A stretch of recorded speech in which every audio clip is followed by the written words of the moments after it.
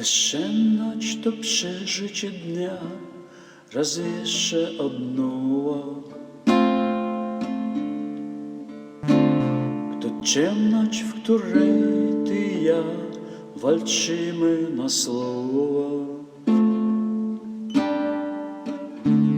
To spowiedź przed ołtarzem z gwiazd, przed maską księżyca.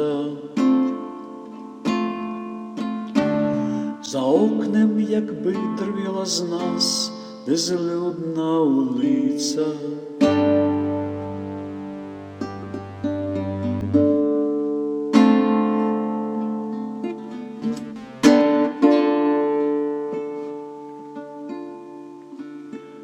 Bezsenność to korowód zjazd, obojętny ich tanec. Bezsenność i uśpionych serc bezgłośne wołanie. To powrót niepotrzebnych słów, za które nieraz wstyd. Bezsenność to czekanie na świt.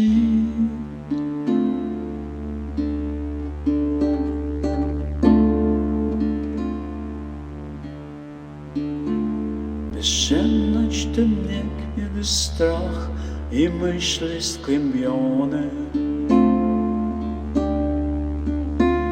Co będzie w nadchodzących dniach, wszystko skończone.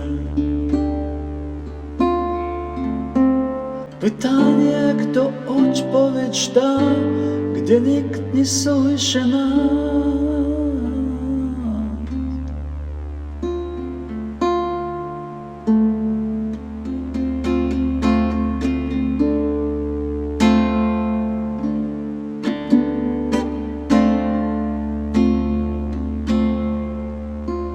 Bezsenność, nocna lampka znów nie gaśnie do rana. Czekanie może przyjdzie tu, co nocy ta sama. Ta jedna upragniona wciąż, widoczna jak za mgły. Bezsenność, bezsenność, to ty.